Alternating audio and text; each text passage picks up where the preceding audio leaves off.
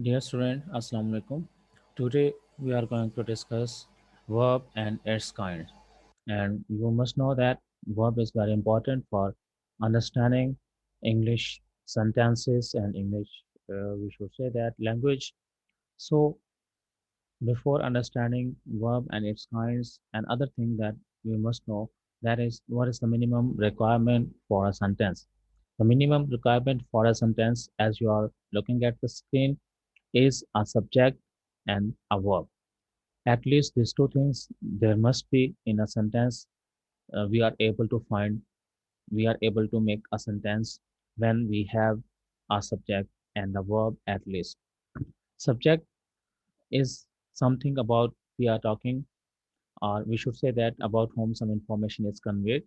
And then verb is uh, the other thing that is very important for forming a sentence.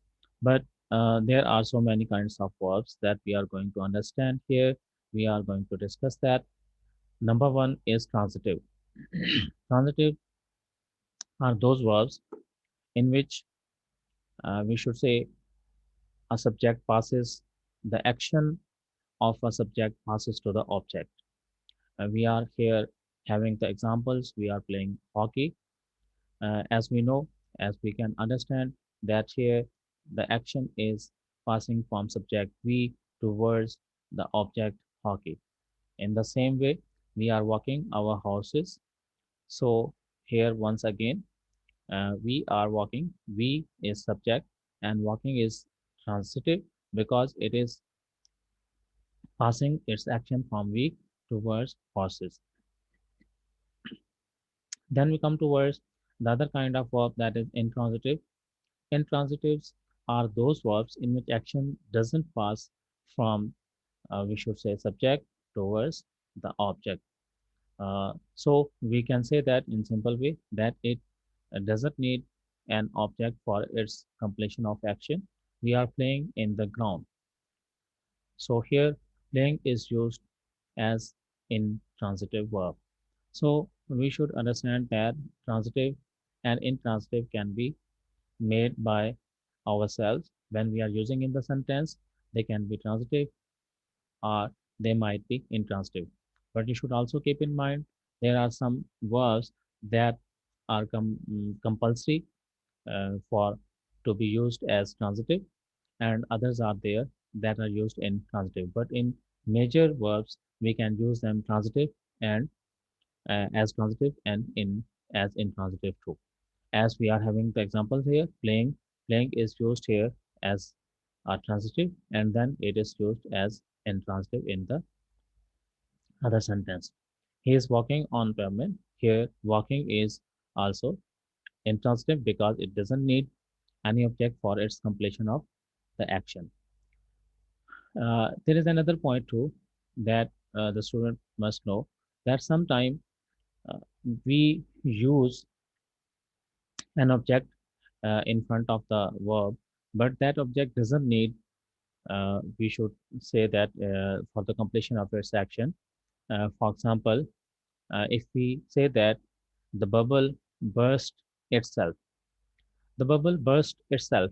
Uh, when we are considering this example, burst of course doesn't need any object for its completion of action, but despite this fact, itself is used as a reflective, or we should say that reflexive object. So when we are considering such objects, when we are considering, we should say that itself are like these things that are used reflexively for making the object of the action. But we should consider that they are still intransitive because in real they don't need any kind of object. That means they don't need, or the subjects of those sentences don't need to pass action from verb towards an object, or from subject to an object. The action is not passed from subject towards an object, but they are used uh, itself or himself are like this.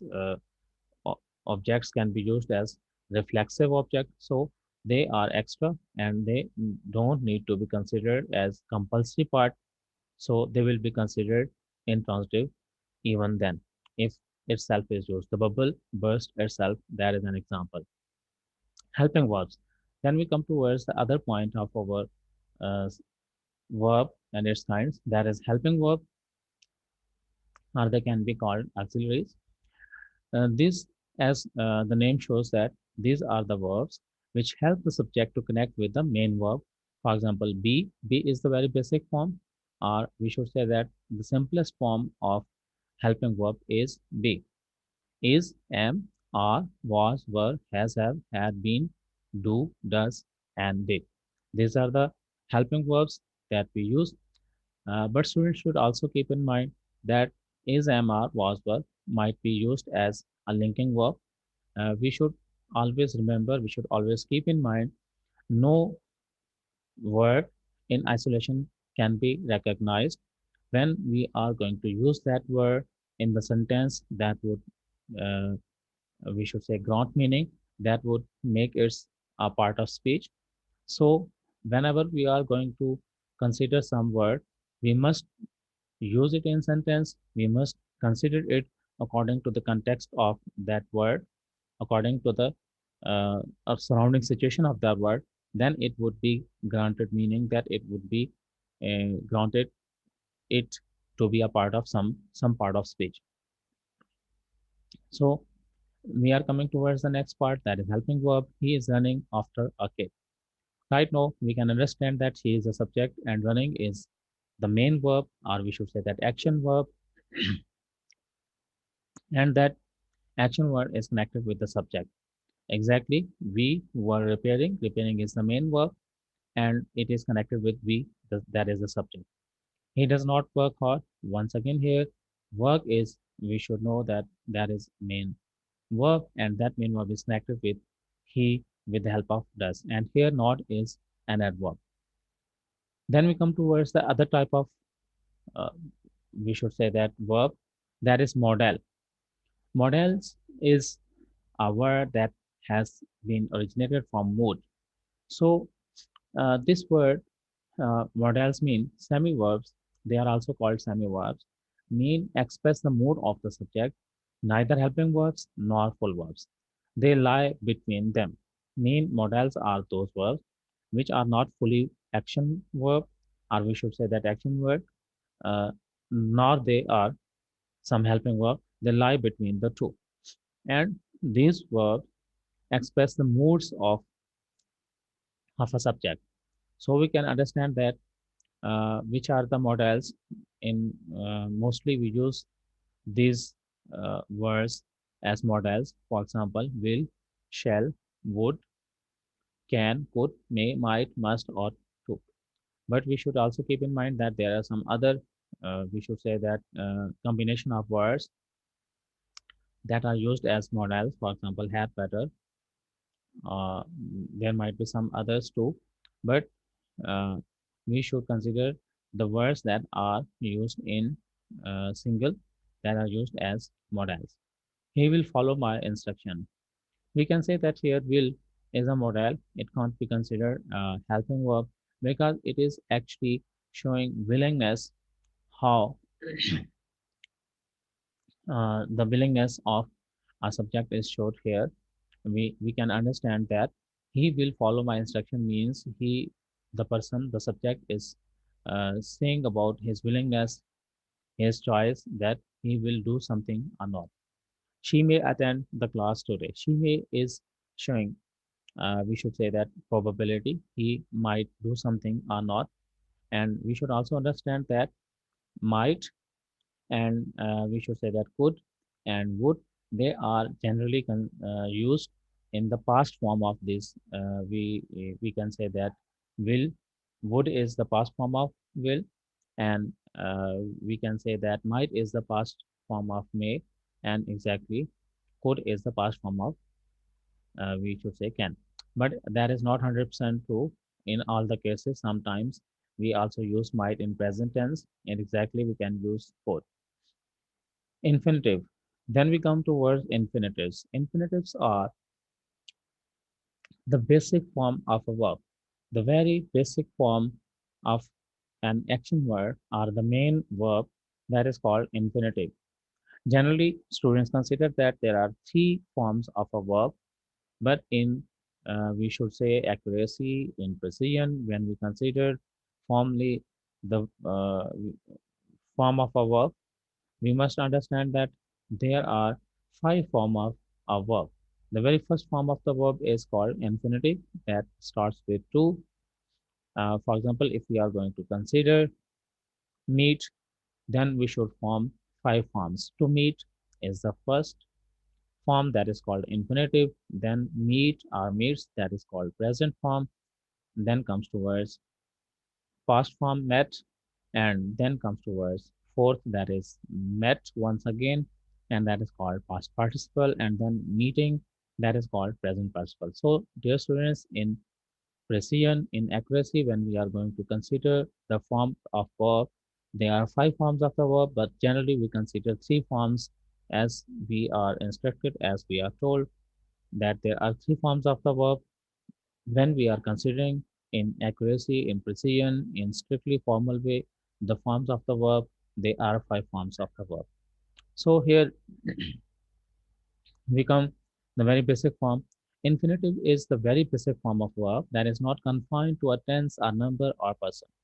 Mean when we are using infinitive, it means that it doesn't tell about any tense, it doesn't tell about any person, it doesn't tell about any, uh, we should say that person, when we are using this form of verb in the sentence. The very simple, he wished to meet me. He wished. Wished tells that it is the past tense. But when we are talking about to meet me, then it doesn't say anything. And when we are going to translate that into Urdu, definitely it would tell us that he wished to meet me. उसने मुझसे मिलना चाहा. अब उसने मुझसे मिलने की ख्वाहिश की. अब ख्वाहिश की वर्ड जो है या ये जो मीनिंग ट्रांसलेशन है ये बता रहा है कि ये पास्ट टेंस है, जबकि टू मीट जो है मिलना मिलना, ये अपने बारे में कुछ नहीं बता रहा कि ये कौन सा टेंस है या कौन सा पर्सन इसको करना चाह रहा है या कितने लोग हैं या नंबर भी इवन नहीं बता रहा. But dear students, keep in mind, infinitive is not always with to. Sometimes it is used without to, and that is called bare infinitive.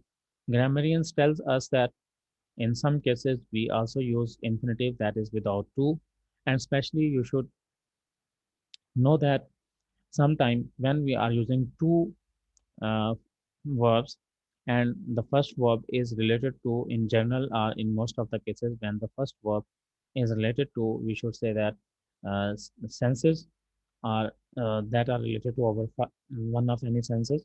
So that is called, we should say that we are going to use the second verb as bare infinitive, I mean without to. When we are looking at the examples number 2 and 3, he let him go.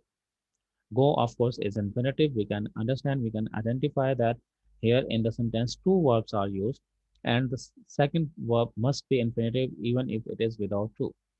And that is infinitive because bare infinitive that is called, because grammarians determine that the verbs that are related to senses in general, they are used with their infinitive. She made him cry. Once again, made and let, we can understand, we can know that these are the verbs that are related, that are uh, associated with our senses. So cry and go are also infinitive, but they are called their infinitive. Verbs of incomplete predication. Another very important part that is most of the time difficult for students to understand. We should understand this part of our work by considering the examples from the very beginning. For example, he seems worried. If we put seems worried, if we are going to skip the word worried from here, from this sentence, then it means he seems. And when we are considering seem is a verb that makes the senses incomplete. It means that when we put the word worried, then it would make the complete sense. But even before understanding that, we should also understand that he is a subject and seems worried is a predicate. Subject and predicate we have already discussed, and you know that When we take away the word worried from predicate, it means that it would turn to be incomplete predicate or incomplete predication. So when we are considering this verb seems, it can be said that it is a verb of incomplete predication. So it's very simple to understand. Intransitive verbs which require a word or phrase to complete the sense of the sentence. So one thing is that they are generally intransitive, seems, grew, became. So whenever we take away the word that is in front of them, seems, grew, and became, they would make incomplete predicate. So they are verb of incomplete predication. And when we are considering this verb seems without worried, grew without dog, and became without a doctor, so they would be called verb of incomplete predication. That's quite simple and easy to understand. Then we come towards verb complement. So exactly when we are linking the previous part, I should say that verb of incomplete predication. With this one, we will understand that when we consider the word worried, when we consider the word dog, in the previous examples we were considering seems, grew, and became. But if we are considering the word worried, dog, and a doctor, they must be called verb complement, right? So uh, which completes when we say that verb complement is a word or phrase which completes the verb of a subject, but they are not object of the verb. We must understand that the words are phrases that must not be the object of the verb, but they are making the sense complete by creating its space. Mean without them, we are unable to create the full sense or to make the full sense of the sentence. But even they are not the object. So we should understand that they are not object of the word, they are not object of the verb at all, but still they are compulsory to complete their action to complete the full sense of the sentence. So when we come towards these examples, he seems sad. When we see that sad is not the object, because here in this sentence there is no action, there is no main verb. So we can't say that sad is the object, because object is a word uh, which completes, or we should say that which receive the action of the verb, right? So here sad is not such a word, and sad is even then compulsory for conveying its sense, for conveying its meaning. So we can say that sad is a verb complement. We are intelligent. Once again, here is no action in the sentence, but still intelligent is very compulsory for conveying the sense of the sentence. So intelligent is a verb complement.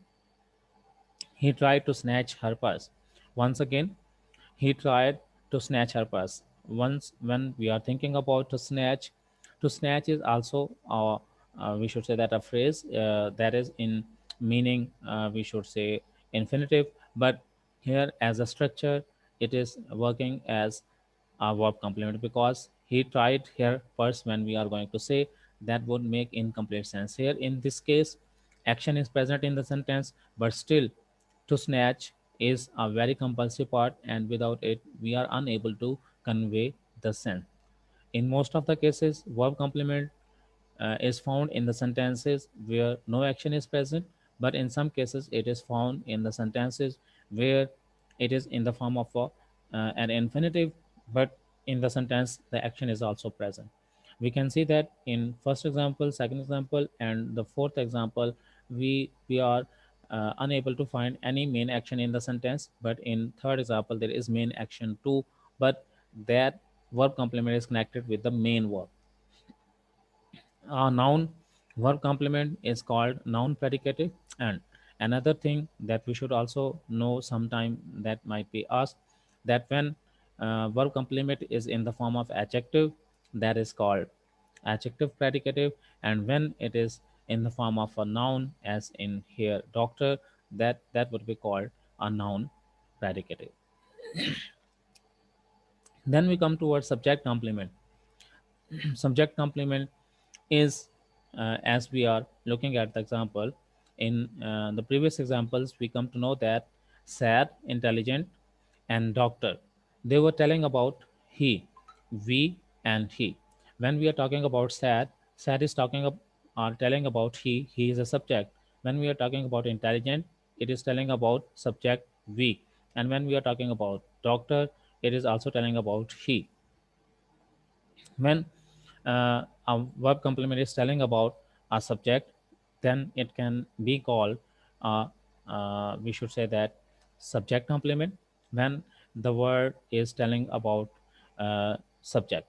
So when we are considering about happy, happy is telling about he, doctor, he is telling about he. Both of them here are subject. So we can say that when a verb complement is telling about, of course, a verb complement in most of the cases tells about a subject, then it is called a subject complement. What is an object complement? A word or phrase that describes an object. We have come to know that verb complement describes about subject, or it tells about a subject. But in some cases, when we are having main action in the sentence and we are using subject, object, and verb, but even after using subject, object, and verb, we also need another word to complete the full or convey the full sense of the sentence. And in such cases, the word or phrase that is required, that describes about subject, not subject, sorry, that describes about an object, and then it is called object complement. We can have the examples to understand. He considered me trustworthy. Trustworthy here is the word that is not describing subject he, because he is not being described by this word. He considered me.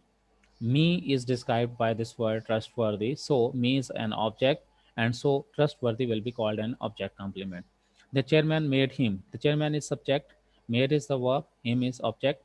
But we can see that even after the presence of object, we are unable to understand even the meaning when we are not placing the captain of the team.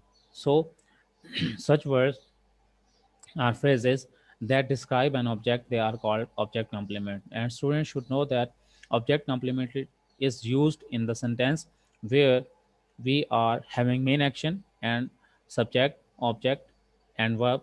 All these are present. But when subject complement we are talking about, subject complement is present in the sentences where no main action is present, and subject complement is described by, we should say that the word or phrase, and that goes towards the subject, or we should say that subject and subject complement are both the same things, they are no, not the different things. Then we come towards linking verb, verb which connects the subject with verb complement. When there is no action performed, main verb in the sentence, the verb that links connects verb complement with the subject. It's very simple. When we were talking about, we should say that verb complement. Of course, here we are having verb complement, sad, intelligent, and doctor. So in these cases, when we are talking about verb complement, the word that connects verb complement with the subject, in such cases, that is called verb complement. Sorry, that is called linking verb. Seems, are, and is, of course. When we look at the sentences where no action is performed and subject is connected with the verb complement, or in other words, we can say that subject complement, the word that connects them together, that is called linking verb. That can be is, that can be am, that can be are, that can be appears, that can be seems. There are so many. We are just looking at their issues. We should not be confused with the helping verb is, am, are. They are used when they are connecting main verb with the subject, then they are called helping verb. But if they are used in a sentence in the way that they are connecting a subject with the verb complement, then they are called linking verb. And you should also know that there is no main action in the sentence. He is a very famous doctor. When we are talking about this, a very famous doctor is telling about the subject he. So it can be called subject complement. A very famous doctor can be called a subject complement. And when we are talking about this, we can see that a famous doctor, very famous doctor, and he both are the same thing, and they are connected with the help of is. Is called linking verb, and a very famous doctor is a verb complement, or in other words, we can say that a subject complement. She seems happy. Similarly, happy is uh, We should say that verb complement, and she is a subject. Both are connected with the help of scenes. And then we come to words difficult and it sounds difficult. Here once again, difficult and it are both the same thing, so it is called a linking verb. Sounds, seems, and is a linking verb. So, dear students, today we have discussed the kinds of verb that are very important for us, because verb is the very important and compulsory part of a sentence when we are going to form the sentence. Subject and verb, these are the two basic or the minimum requirement for forming a sentence. No sentence is complete without subject and a verb. These are the two very compulsory, or we should say that very basic form for forming a sentence. So we have discussed the verb and its kinds today. I hope uh, you will have understood all the things very easily and very intelligently. So we are uh, dismissing our lecture right now.